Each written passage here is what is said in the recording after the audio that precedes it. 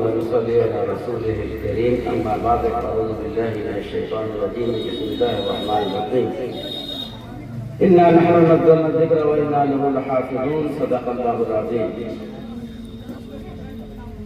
میرے محترم بزرگوں دوستوں،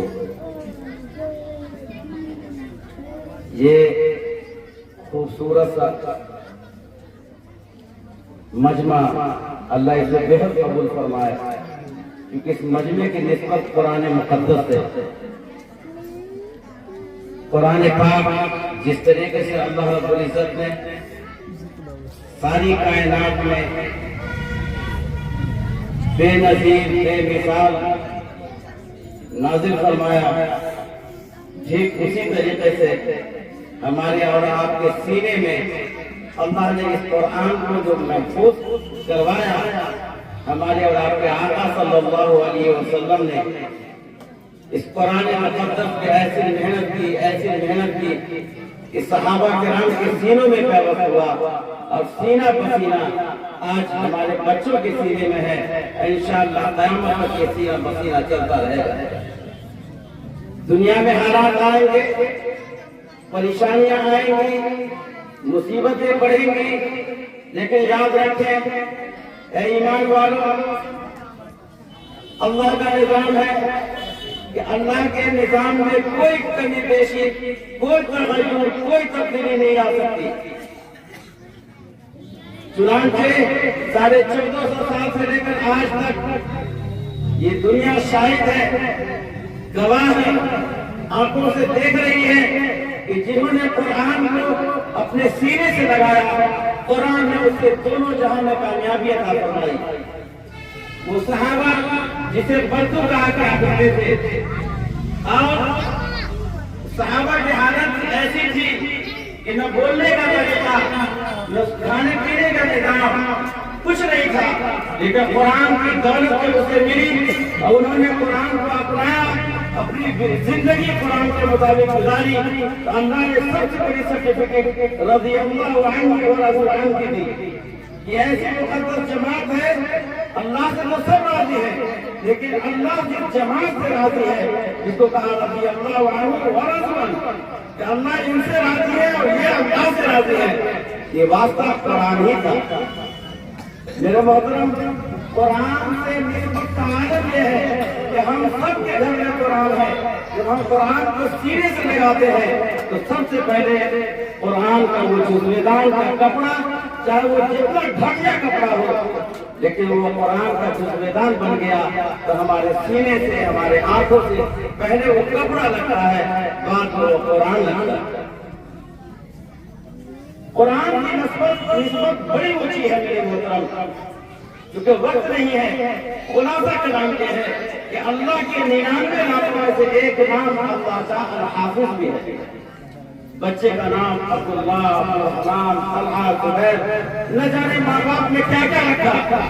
اور ذرا سے محنت سے اللہ نے قرآن کی نعمت سے نواز دیا. تو سب سے بڑی خوش روزی اس بچے کے لیے یہ ہے کہ اللہ خوش ہو کر اپنے 99 ناموں میں سے ایک نام ادا کرتے ہیں کہ اب وہ صرف عبداللہ نہیں ہوگا بلکہ حافظ عبداللہ، حافظ عبدالرحمان، حافظ طلحہ، حافظ زبیر، سعد و سعید کے پہلے حافظ لگتا ہے. میرے محترم بزرگوں دوستوں، نسبت سے کسی بھی چیز کی قیمت بڑھ جاتی ہے. ہم مارکیٹ میں جاتے ہیں کوئی سامان خریدنے کے لیے، دیکھتے ہیں کہ چائنا کا ہے یا جاپان کا ہے. اگر جاپان کا ہے تو اس کی اہمیت بڑھ جاتی ہے. یاد رکھیے یہ سینہ، جو سینہ پسینہ ہمارے آقا صلی اللہ علیہ وسلم سے لے کر ہم تک، ہمارے بچوں تک، انشاءاللہ قیامت تک یہ ایک ایمان والوں کے سینے میں یہ رہے گا. یہ سینہ بڑا سینہ ہے جس کے اندر اللہ نے قرآن کی دولت سے نوازا. وہ ماں باپ، وہ گارجین، وہ رشتے دار، وہ خاندان والے بڑے خوش نصیب ہیں. جتنا فخر کرے کم ہے کہ ایک بچہ حافظ قرآن بن جائے تو اس کے والد کو کل قیامت کے دن نفسی کا عالم ہوگا. سارے لوگ لائن میں کھڑے ہوں گے، پریشانی کے عالم میں ہوں گے. یہاں تک کہ کتابوں میں لکھا ہے کہ لوگ کہہ دیں گے کہ اللہ حساب کر دے، چاہے میرے لیے جہنمی کیوں نہ ہو، لیکن اس مصیبت سے تو ہم بچ جائیں. ایسے موقع پر حافظ قرآن کے خوش نصیب ماں باپ کو بلا کر کے آج جس طریقے سے بچوں کی دستار بندی ہوتی ہے، گفٹ کیا جاتا ہے، بہت سارے بچے کی خواہش ہوتی ہے کاش اس کی جگہ پہ میں ہوتا، اسی طریقے سے ان کے ماں باپ کو جب محلے سے بلایا جائے گا، محلے کے بڑے بڑے پیسے والے، بڑے بڑے چودھری اور زمیندار علاقے میں روز دبدبا رکھنے والے یہ کہیں گے کہ بتائیے ہمارے محلے میں اس کی کوئی حیثیت نہیں تھی اور اللہ یہ اعزاز و اکرام سے نواز رہا ہے، سونے چاندی جیسے قیمتی جواہرات کا تاج پہنا کر یہ کہا جائے گا کہ آپ جائیے مگر حساب کتاب کی جنت میں۔ کتابوں میں ملتا ہے کہ وہ ماں باپ خوشی کے مارے رو دیں گے اور یہ کہیں گے کہ اے اللہ مجھے شرم آتی ہے کہ میرے گاؤں کے پردھان، میرے گاؤں کے بڑے بڑے زمیندار، بڑے بڑے لوگ یہاں موجود ہیں، ان کی موجودگی میں مجھ جیسا آدمی جس کی سماج میں کوئی وقت نہیں تھی، آپ نے اعزاز و اکرام سے نواز کر آپ کہہ رہے ہیں میرا حساب کتاب کی جنت میں چلے جائیں۔ اللہ تعالیٰ کی طرف سے جواب آئے گا، ہاں یہ میرا فضل ہے کہ میں نے وعدہ کیا تھا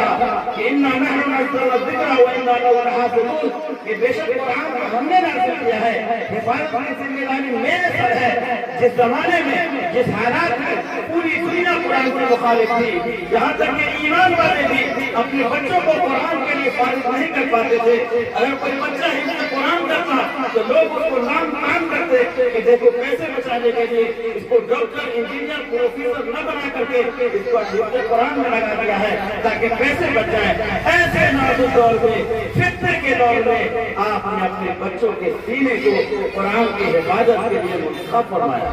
یہ آپ کا اعزاز ہے، آپ کا احترام ہے، چنانچہ وہ بغیر حساب کتاب کے جنت میں جائیں گے۔ اب کہا جائے گا کہ آپ نے قرآن تم آؤ اور جاؤ، پڑھتے جاؤ، چڑھتے جاؤ، تمہارا درجہ آخری درجہ وہی ہے جو قرآن مقدس کی آخری آیت ہوگی۔ وہ بچہ کہتا ہے، آج ہمارے سامنے معصوم بچہ ہے، اللہ اس کو حوصلہ دے گا، وہ بچہ اپنے رب کے سامنے کہے گا کہ اللہ یہ کیسے ہو سکتا ہے کہ ہمارے اوپر بہت لوگوں کا احسان ہے، آج میں چلا جاؤں یہ لوگ کیا کہیں گے؟